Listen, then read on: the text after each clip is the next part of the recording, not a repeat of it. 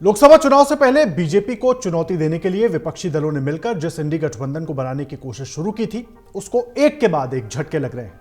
आपसी आरोप प्रत्यारोप, कांग्रेस का रवैया और क्षेत्रीय दलों के अपने हित इस गठबंधन की राह में सबसे बड़ा रोड़ा बनते हुए दिख रहे हैं।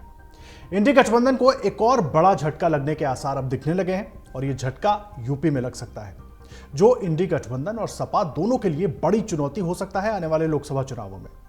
जी हां, अगर खबरों की माने तो जयंत चौधरी की आरएलडी अब सपा का साथ छोड़कर बीजेपी के साथ जाने की तैयारी कर चुकी है।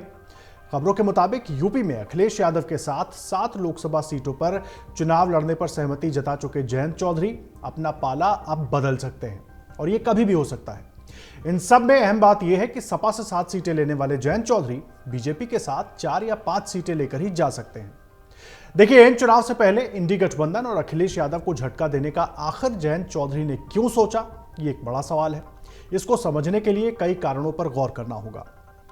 जयंत चौधरी की पार्टी सपा के साथ पहले भी कई चुनाव लड़ चुकी है, लेकिन उसे कोई खास फायदा नहीं मिला, या यूं कहें कि उम्मीद के मुताबिक नहीं मिला। और इसीलिए भविष्य की राजनीति को देखते हुए जयंत चौधरी अब बीजेपी का दामन थामने को बिल्कुल तैयार दिख रहे हैं। अभी के राजनीतिक माहौल में जयंत चौधरी को लगता है कि लोकसभा में बीजेपी के साथ जाने से उनकी पार्टी की स्थिति बेहतर हो सकती है।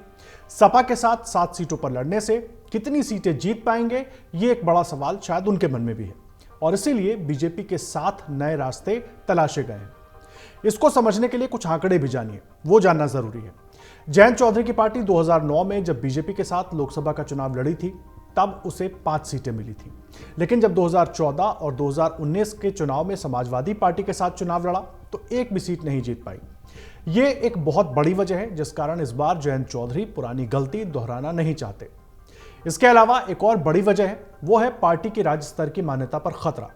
समाजवादी पार्टी के साथ जाने पर अगर पार्टी का वोट शेयर कम रहेगा तो फिर आरएलडी को झटका भी लग सकता है, और अगर बीजेपी के साथ जाते हैं तो जिन सीटों पर लड़ेंगे वहां उसकी जीत की संभावनाएं अधिक होंगी और वोट प्रतिशत भी ज्यादा होगा और आरएलडी का क्षेत्रीय पार्टी का स्टेटस कायम रहेगा। यही नहीं, पार्टी के कोर वोट बैंक के खिसकने का खतरा भी जयंत चौधरी के सामने है। आरएलडी को जाट वोटरों की पार्टी माना जाता रहा है, लेकिन पिछले चुनावों में जाट मतदाता बट गए थे। इसकी वजह यह है कि बीजेपी को भी जाट मतदाता बड़ी संख्या में वोट करते हैं, खास तौर पर तब उनका झुकाव बीजेपी की ओर ज्यादा हो जाता है जब उन्हें लगता है कि आरएलडी के जीतने की संभावना कम है या ना के बराबर है। इसलिए आरएलडी जाटों के एकमुश्त वोट पाने और दूसरे समुदायों को भी साथ जोड़ने के लिए बीजेपी के पाले में जाना चाहती है। देखिए, उधर ममता बनर्जी पहले ही इंडी गठबंधन से दूरी बनाने के संकेत दे चुकी हैं। नीतीश कुमार जोर का झटका देकर इंडी गठबंधन को बीजेपी के साथ जा चुके हैं।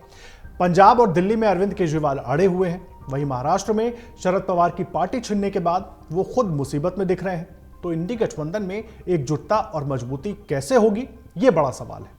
शायद ये भी एक बड़ी वजह है कि जयंत इंडी गठबंधन से दूरी बनाकर अपनी खोई हुई राजनीतिक जमीन फिर से पाना चाहते हैं।